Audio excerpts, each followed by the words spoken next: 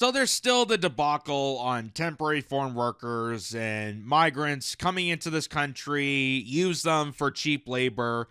And apparently, according to our federal experts, we need them. We need them. Even though we're experiencing mass unemployment, especially the younger generation who are trying to look for their first job, just to start off in the workplace, they're being screwed over. Canadians in workplaces are being screwed over. And also the migrants are being screwed over because they're being taken advantage of by these large corporations. We exposed all the details, especially companies like Tim Hortons, for example. They're doing this intentionally. They're not there to actually care about, diversity or crap like that. It's all about cheap labor. It's all about exploitation. It's all about how these companies are trying to go under the radar and use the ability of the open door policy when it comes to our borders that Mark Carney, Justin Trudeau, and many others have established over many years, and allow for this pouring in of migrants to come into this country without any documentation, without any legal presence whatsoever, and use them for cheap labor so we can undermine our own Canadians and their ability to work. So you remember Mark Carney stating this. This is back when I think this is the summer. I'm not totally sure exactly when the time frame of this is, but this is when Pierre Poilievre took note about this. And you saw Rebel News talking to Pierre Poilievre. You saw other people mentioning about how like Booster Juice or Subway or Tim Hortons, like fast food restaurants that are taking advantage of the system. And they're doing it deliberately. They're using NGOs like the citizen thing to bring in a bunch of migrants so it can explode the population and exploit them for cheap labor. And Mark Carney, who once upon a time actually knew about this and talked about this in the House of Commons back when he was just an advisor, now he's the prime minister. He's completely changed direction. He now looks at this as a positive, that more and more Canadians are getting unemployed by migrants that are being exploited for cheap labor, and it's going to cause a dilemma when it comes to the stability of the working class. But he says it's a good thing because that's what his constituents, his donors are looking for. So here's what he said here. Yeah, Mr. Poilievre called this morning on the government to scrap the temporary foreign worker program. Is it time to shut the program down? Well, I would say the following, which is that that program has a role. It has to be focused in terms of its role. And it's part of what we're reviewing. It's part of what we will be discussing, how well the temporary foreign worker program is working and how our overall immigration system is working. We've been absolutely clear as a government that we want, and we're putting in place policies so that the overall level of immigration as a proportion of the population will decline from around 7% today to around 5% several years from now. Now, the biggest contributor to immigration is not temporary foreign workers. It's a variety of other factors. And I will say, et je vais répéter en français parce que c'est important, when I talk to businesses around the country, particularly in Quebec, but elsewhere across the country, their number one issue is tariffs, and their number two issue is access to temporary foreign workers. Okay? So he's explaining that when he talks to these businesses, which I'm sure are very upper class, they're not, the small mom and pop stores, that they have two priorities. The number one being tariffs, which he has not resolved whatsoever, and the second being access to temporary foreign workers, meaning that they want cheap labor, meaning they want to screw over more Canadians. Those are the top two priorities of Mark Carney. Those are the two top priorities of Mark Carney, and why he's saying that, we could go into details of why there's mass migration. We can go into details about how to secure and deal with migration and the border and immigration and do it in a steadfast race. But, when I talk to the big donors that campaigned for me and wanted me to be elected so they can have an easier access to cheap labor, they told me that they need more of it. They told me they need more of it, even though there's a national crisis of unemployment right now, especially younger people. Younger people can't get a job at a fast food chain because of this. So that's your prime minister. That's your central banker prime minister, ladies and gentlemen, using the excuse because, the donors told me that they need more access. So I'm going to listen to my donors, not the rest of the country. Here's Mark Miller. Remember Mark Miller? He was the immigration minister under Justin Trudeau. And remember when he said on CBC News, they said, we need immigration to protect us from the country going to recession. That was during COVID. So when they told you to shut everything down, when they told everybody to shut everything down, your mom and pop store has to be closed down because of this virus, we don't know how to contain it, we are very scared, we're very petrified, but we're going to bring in a bunch of newcomers into the country so that we have still some workers.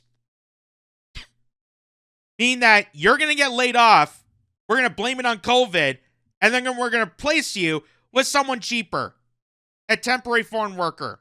And that's a positive for them because it would avoid a recession. Well, guess what? We're in a recession, ladies and gentlemen. So that little plan did not work out. And here's Mark Miller telling CBC News Radio about this. Listen how crazy it is. Is this change an admission by the federal government that what's been going on over the past few years hasn't worked? That we've been oversubscribed essentially? So what he's stating there is the fact that Justin Trudeau, before he resigned, he said he was going to put a pause on the amount of migrants coming in. He was going to put a pause so that communities can catch up. Not reforming it, not dealing with the open border crisis, not dealing with, these NGOs that are playing a part into this. Not going into that. But we're going to put a slight pause.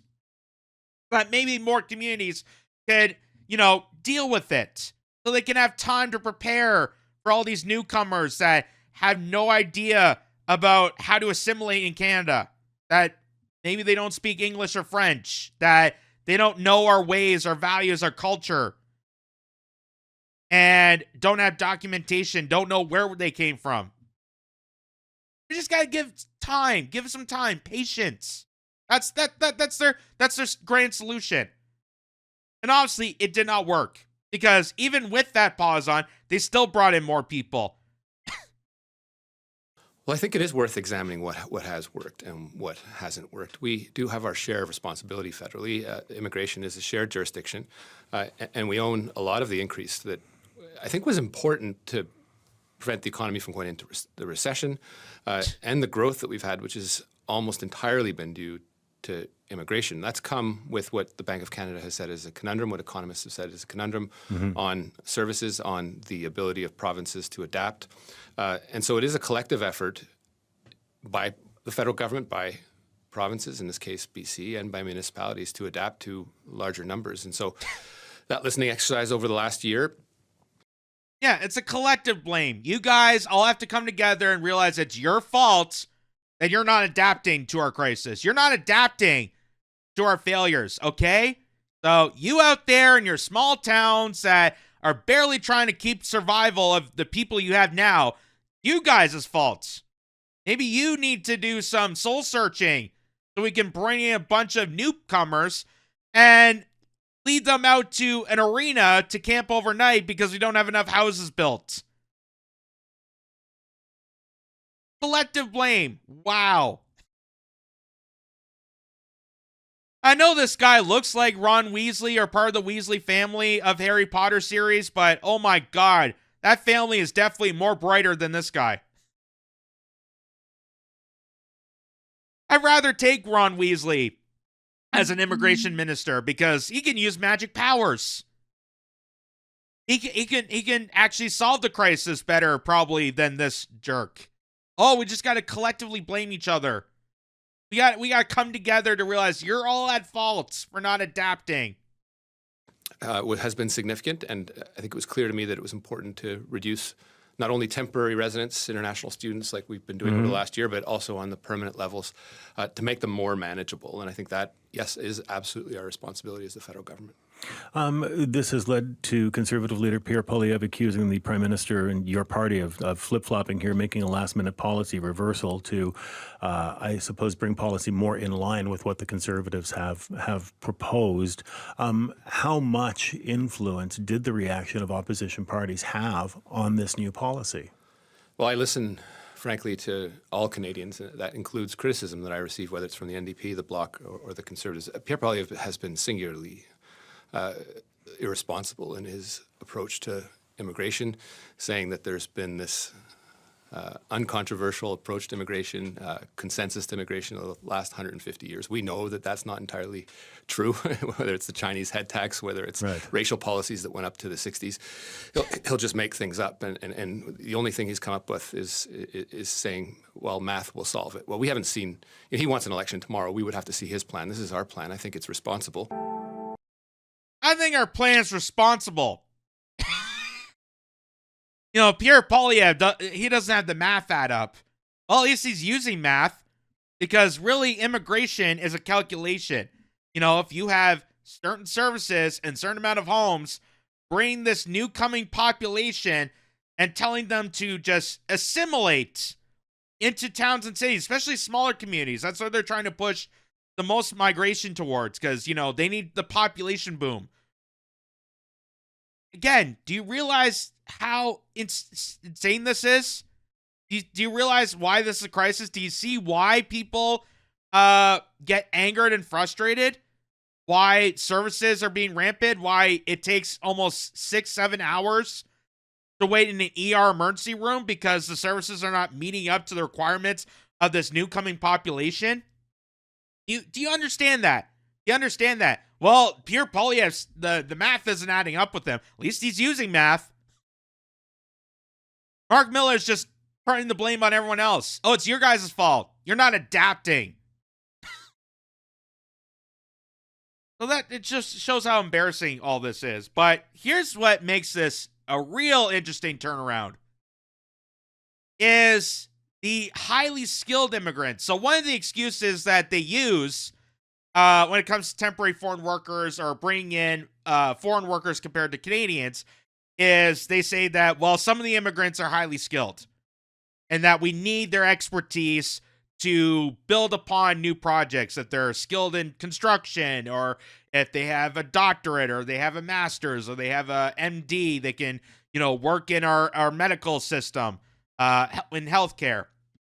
But it turns out that the highly skilled immigrants are twice as likely to leave Canada.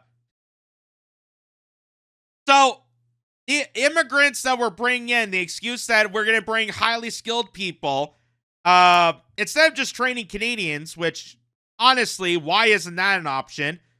We have availability. We have people that are hungry and desperate for jobs and occupations, and they're looking forward to it. Like, why are we segregating Canadians out of expertise and training to get immigrants? Like, it just doesn't make sense. But now the highly skilled immigrants are twice as likely to leave Canada. So they're catching on to the fact that this is all a scam. This is all a giant scam.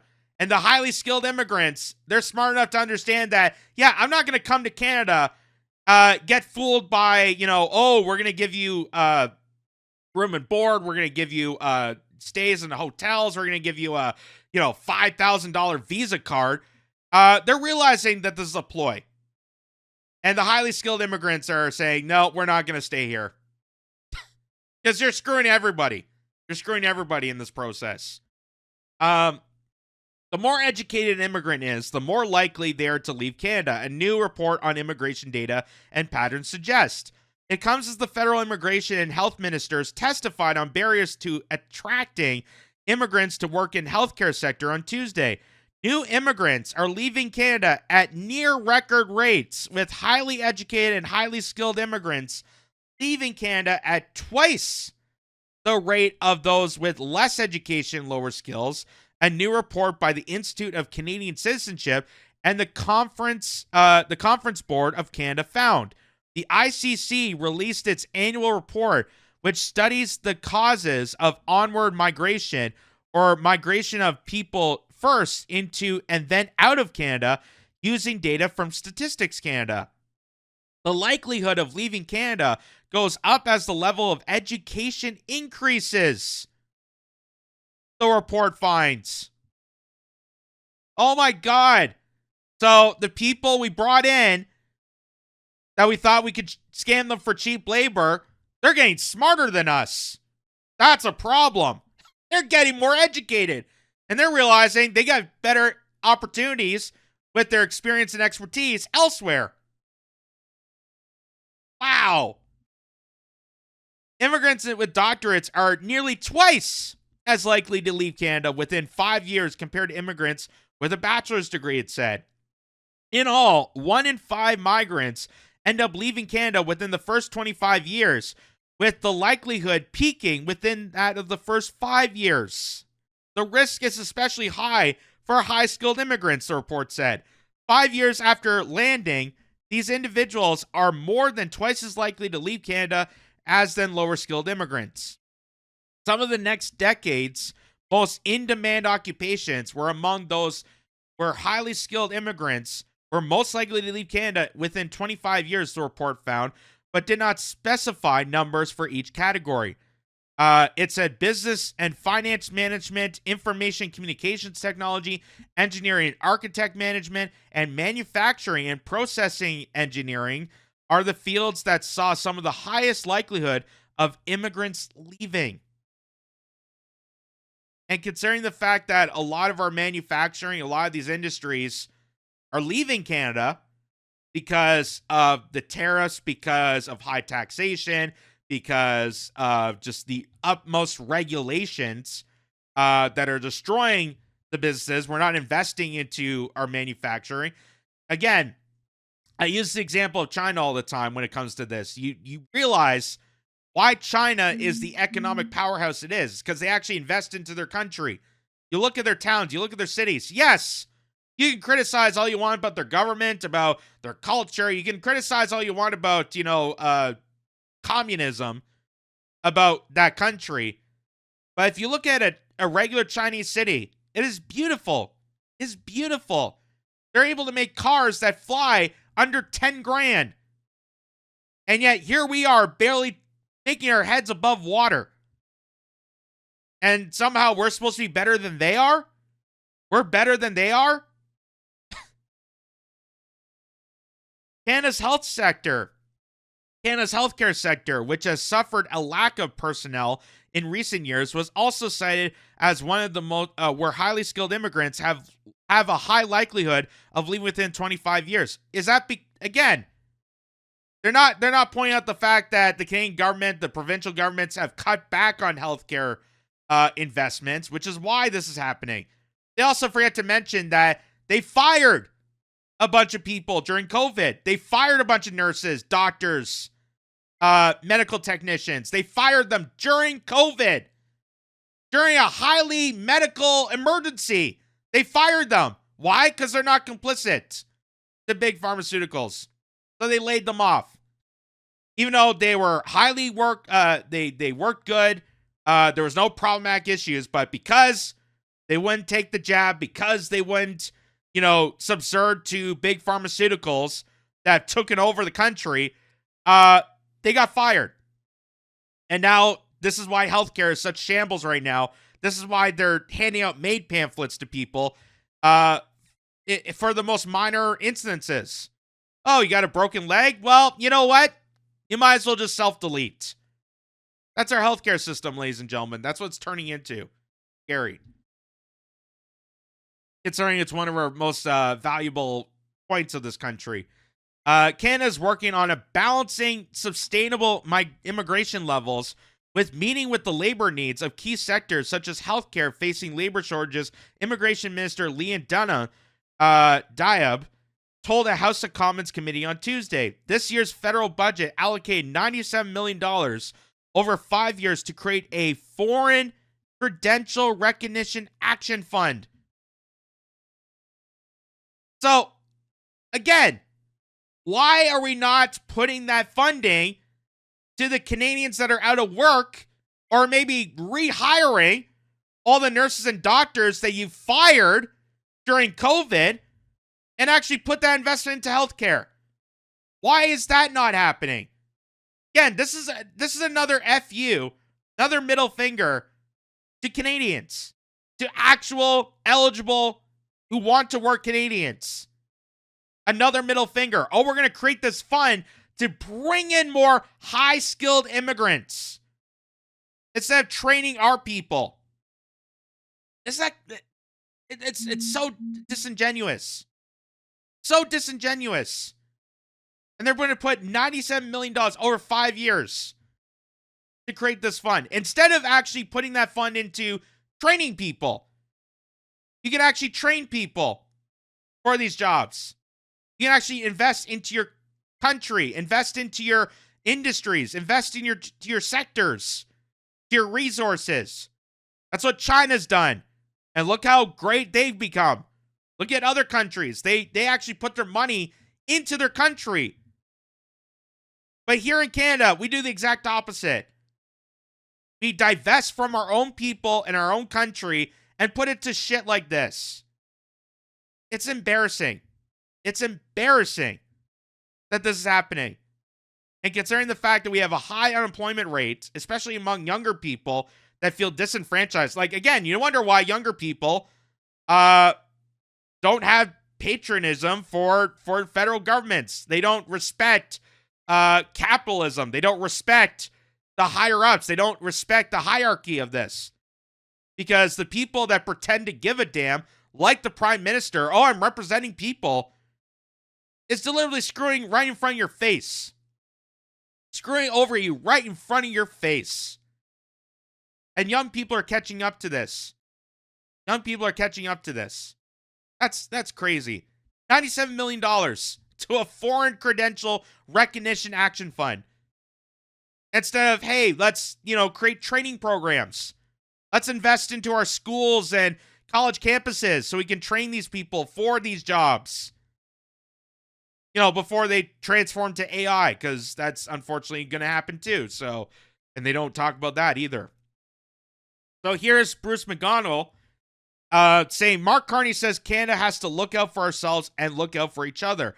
Then why did Mark Carney bring in 557,000 foreign workers and students so far in 2025? Well, he already kind of explained that, hey, the businesses are coming to me. The donors are telling me that this is their top priority. They need to find cheap labor, so I'm just going to go with them and not listen to the rest of the country. Well, Canada is, how do you say that? Hermerhaging? That's a weird word to say. Hermerhaging? Is that how you say it? 106,000 jobs just in the last 2 months. 302,000 arrivals on the International Mobility Program, 105,000 arrivals on the Temporary Foreign Worker Program, 149,000 arrivals on study permits. And we know with the study permits, because we did a deep dive about this, that a lot of the student visas are actually fraudulent. That it's actually an NGO that's bringing in students, bringing in eligible students, posing them with student visas that turn out to be fraudulent. And why are they doing that? Because the college campuses that allow for this are making the big bucks. They just pay the international fees, they pay the tuition fees, but they don't actually attend classes. They're not actually students. And they're able to do that so they can get into the country and do whatever. They do this intentionally. The universities have been caught numerous times doing that.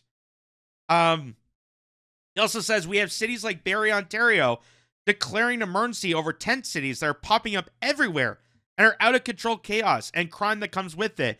These tent cities are blighting Canadian communities from coast to coast to coast. How does packing in 557,000 new people, not including immigration, help ease the housing affordability crisis? It doesn't. Liberals know this and gaslighting us anyway. And again, that's where you have to use simple math for this. You have a certain amount of homes, certain amount of services. You're going to bring in these newcomers that we have no documentation on, how are you going to resort that? How are you going to balance that out? You can't, which is why we're in a crisis. And here's Mark Carney, once again, lying to you right in front of your face as the country is waking up to this. We have to look out for ourselves, and we have to take care of each other. As Minister Olszewski said a moment ago, we know we can't control what other nations do. So we're focused on what we can control. Au contraire. Au contraire.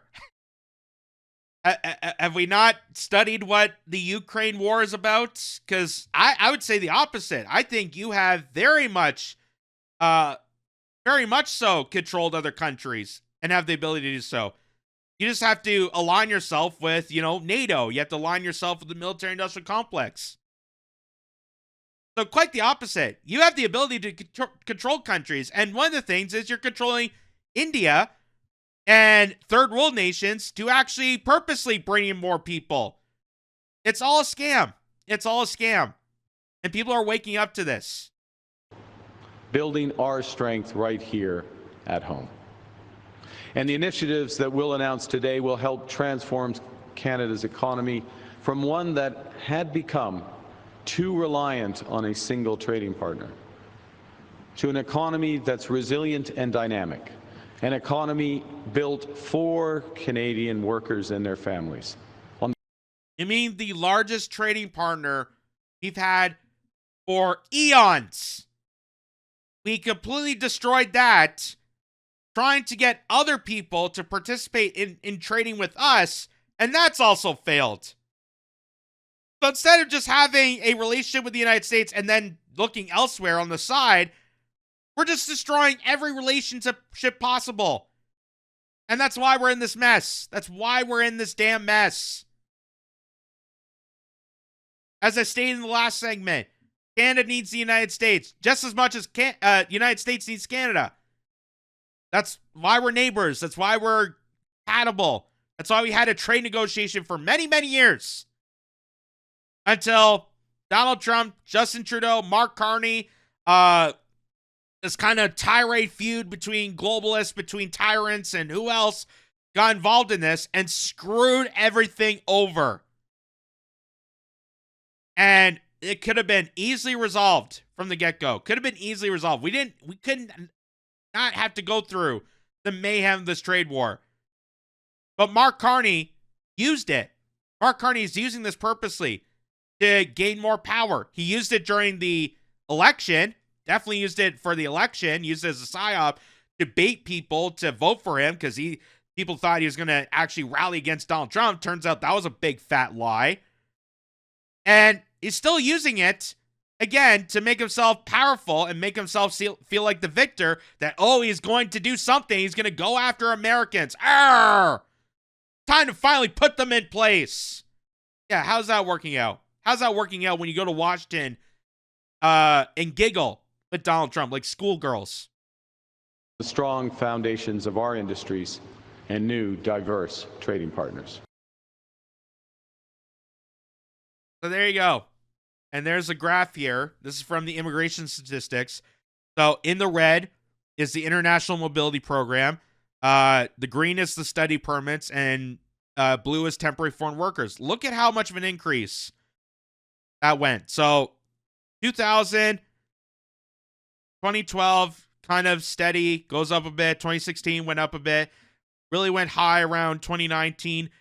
2020 kind of went high, and then boom, 2022, 2023, 2024, up to the millions. Millions. And that's because our country doesn't represent us. It doesn't represent Canadians. It represents an oligarchy. This is all part of the NGOs. This is all part of the billionaire benefits. They don't give a damn.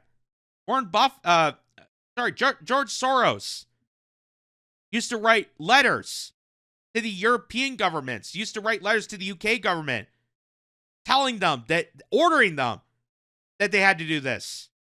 Because the billionaires want to use and abuse temporary workers for cheap labor. It's not a benefit to you. It's not a benefit to them. It's not a benefit to anyone, but it's a benefit to someone like George effing Soros. And that's why you get this. That's why you have this. And Mark Carney, being a central banker coming from that world, of course, is going to make this crisis worse. He's not going to solve the problems created by the same party that created them. He's not a problem solver. He's a problem extender. And the problem with Mark Carney in comparison to Justin Trudeau is Mark Carney is conniving. Mark Carney is the kind of person with the poise and proper attitudes that could pull off this. He's not Justin Trudeau. He's not Pee Wee Herman. He actually has that kind of moxie to lie to you, and people fall for it. People fall for it, even though they complain about migrants working at Tim Hortons. They complain about how no one speaks English. Well, maybe you should look at to your prime minister you voted for. Maybe you should look at to the people that are supposedly representing you and tell them to them. Because that's what's happening, folks. That is what's happening. And you're now seeing even highly skilled migrants, the ones that they've been trying to get into this country, the excuse of why we need all these programs. They're saying enough. They're realizing this country is screwed. They're realizing this is a scam, and they're leaving quickly. And that should say a lot. That should say a lot. Because if they're coming in and saying this is a joke and they're leaving, what does that say for the people that were born and raised in this country? Who once lived in a prosperous nation and saw it completely destroyed by maniacs like Mark Carney? What does that say?